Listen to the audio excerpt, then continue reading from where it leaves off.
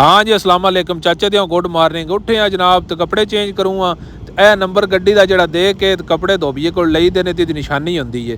तो कपड़े हूँ अल्लाह करे को पसंद आ जाए, एक ही पैकेट चो तो आए नहीं, तो दूजे पैकेट चो अल्लाह करे कपड़े पसंद आ जान। तो कपड़े का सूट सन आ गया पसंद, ये सिलैक्ट कर लिया। तो सलवार भी जनाब नाला सैट कर लिया, क्योंकि इत्थे सारा कुछ आप ही करना पौंदा है। उस तो बाद जनाब बुरशी लई तो तोलिया मोढे ते धरिया, तो छापा छापा लाइया, तो मैं क्या एक बारी नहा भी है।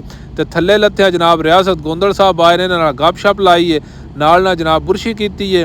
उस तो बाद जनाब नहा के गड्डी च आए, तो जो कुछ अगलियां कपड़ियां विच आई वो कढ़िया। उस तो बाद छापा छापा सैट करके कग्गा शग्गा फेर के थले लै गए।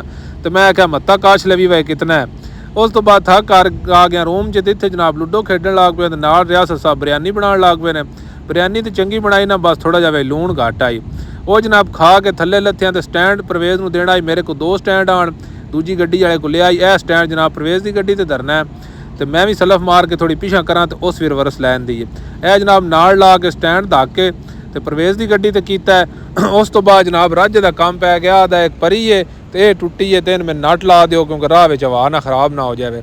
तो ये वाहवा घुलते रहे हैं। उस तो बाद जनाब इन लाया जट जफा, आर पार नट किया, तो वड्डी वाश ला के जनाब इन टाइट किया। वेखो ना हुण बिल्कुल ठीक हो गया। तिथे होर कोई काम नहीं, निरा खाना तो सोना तो बहना तो लूडो खेडनी। तो मिलते हैं सुबह। अल्लाह हाफिज़।